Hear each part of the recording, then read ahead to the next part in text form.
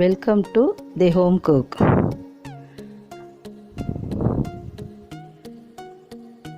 இன்றைக்கி நம்ம பார்க்க போகிறது கருவாடு மிளகு ரசம்.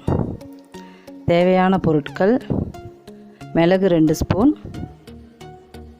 ஜீரகம் 2 ஸ்பூன், பூண்டு 15 பல், 2 காஞ்ச மிளகாய், ஒரு இனுக்கு கருவேப்பிலை, ஒரு மீடியம் சைஸ் தக்காளி.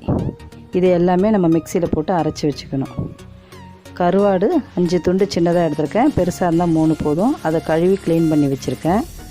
5 துண்டு கருவாடு, கொத்தமல்லி கொஞ்சம் நறுக்கி வச்சுருக்கேன் வாசனைக்கு, பெருங்காயத்தூள் தேவையான அளவு, மஞ்சள் தூள் தேவையான அளவு, கல்லுப்பு ஒரு ஸ்பூன் எடுத்திருக்கேன். நம்ம தேவையான கருவாடில் உப்பு இருக்கிறதுனால 1 ஸ்பூன் போதும். 1 ஸ்பூன் மிளகாத்தூள், வெங்காயம் பொடியாக நறுக்குனது மீடியம் சைஸு, ஒரு தக்காளி கட் பண்ணி வச்சுருக்கேன். தாளிக்கிறதுக்கு 1/4 ஸ்பூன் வெந்தயம், 1 ஸ்பூன் கடுகு, கொஞ்சம் கருவேப்பிலை, காஞ்ச மிளகாய், ஒரு எலுமிச்சம் சைஸ் அளவு புளி எடுத்திருக்கேன், தண்ணியில் ஊற வச்சுருக்கேன். தேவையான அளவு எண்ணெய், தேவையான அளவு தண்ணி எடுத்திருக்கேன். இப்போ ஒரு பாத்திரத்தில் வெங்காயம் நறுக்கி வச்சுருக்க வெங்காயத்தை போடணும். அது போட்டு நறுக்கி வச்சுருக்க தக்காளி போடணும். மிளகாய்த்தூள் 1 ஸ்பூன், அதையும் அதில் போடணும். உப்பு, கல்லுப்பு எதுக்கு நான் சொல்கிறேன்னா, அதை நம்ம பிணையணும். இப்போது அதை பிணையும் போது அந்த கல்லுப்பு மிக்ஸ் ஆகும்போது நல்லா குழ நல்லா கிரேவி மாதிரி வரும். அதை நல்லா பிணைஞ்சிக்கணும். இது பிணைஞ்சி நல்லா திக்காக வரும்போது, ஏன்னா இது சளிக்கு நல்லது. கருவாடு ரசம் இருமலுக்கு சளிக்கெல்லாம் நல்லது. ஜுரம் வந்தவங்களுக்கு அது இதாக இருக்கும், டேஸ்டியாக இருக்கும். நம்ம அரைச்சி வச்சுருக்க பேஸ்ட்டை அதில் போடணும். மிளகு சீரக பேஸ்ட்டை அரைச்சி வச்சுருக்கோம்ல, அதை அதில் போடணும். அதில் மிச்சம் நம்ம கல்லுப்பு வச்சுருக்கோம் பாருங்கள், அதையும் போடணும். ஃபஸ்ட்டு கொஞ்சம் தான் ஆட் பண்ணேன், இப்போ மீதியை அதில் ஆட் பண்ணணும். போட்டு நல்லா மிக்ஸ் பண்ணணும்.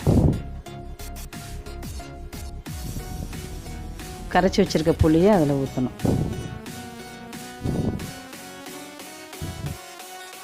நல்லா வடிகட்டி அதில் ஊற்றி அதில் மிக்ஸ் பண்ணணும்.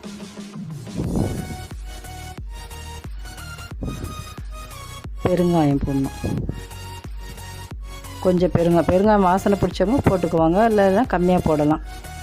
அந்த டேஸ்ட்டு அந்த ஸ்மெல்லு பிடிக்காதவங்க போடாமே இருக்கலாம். ஆனால் போட்டால் நல்லாயிருக்கும். ரசம்னாவே பெருங்காயம் போடணும்.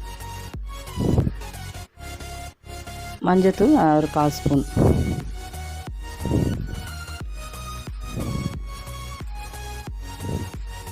நல்லா மிக்ஸ் பண்ணணும். நல்லா கரைச்சிட்டு அதில் தேவையான அளவு தண்ணி ஊற்றணும்.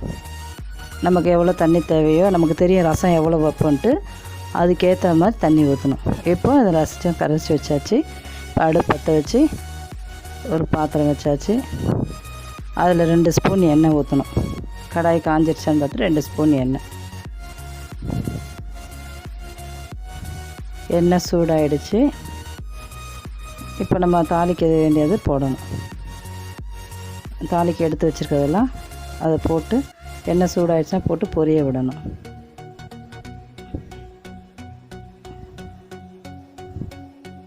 நல்லா செவந்து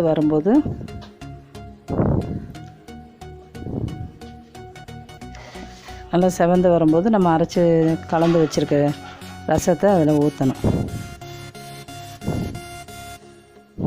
இது ஜுரம் அடித்தவங்களுக்கெல்லாம் எது சாப்பிட்டாலும் வாய் கசக்கும். சளி பிடிச்சவங்களுக்கு டேஸ்ட்டே தெரியாது. அவங்களாம் அந்த ரசம் வச்சு சூடாக வச்சு சாப்பிடும்போது சாதத்தில் நல்லாயிருக்கும், டேஸ்ட்டாக இருக்கும். இப்போ இந்த கருவாடை ஆட் பண்ண போகிறேன். இப்போ ரசம் சில பேர் கொதிக்க விட மாட்டாங்க, கூட்டி விட்டு நுர கூட்டினோடனே இறக்கிடுவாங்க. இந்த ரசம் அப்படி கிடையாது. நல்லா நுர கூட்டினோடனே கருவாடு போட்டு நல்லா கொதிக்க விடணும். எவ்வளோ கொதிக்குதோ அந்த கருவாடு நல்லா அந்த டேஸ்ட்டெல்லாம் உள்ளே இறங்கும். ஸ்மெல்லு நல்லாயிருக்கும், சாப்பிட்றதுக்கும் டேஸ்ட்டாக இருக்கும். குழந்தைங்க கூட ரசம் சாதம் ஊட்டும்போது இதை ஊட்டினா கூட கொஞ்சம் சாப்பாடு சாப்பிடுவாங்க. இல்லை நம்ம குடிக்கணுனாலும் குடிக்கலாம். சளி இருமலுக்கெல்லாம் நல்லது. மேலே கொத்தமல்லி தூவணும். கொத்தமல்லி உடம்புக்கும் நல்லது, அதே சமயத்தில் அந்த ரசத்துக்கு வாசனை தூக்கி கொடுக்கும். இப்போ வாசனையான சுவையான ரசம், கருவாடு மிளகு ரசம் ரெடி. இப்போ இதை சர்வ் பண்ணி சாதத்தில் போட்டு சாப்பிட்லாம், குடிக்கணுன்னா குடிக்கலாம்.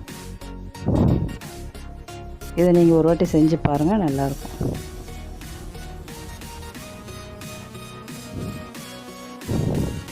தேங்க்ஸ்.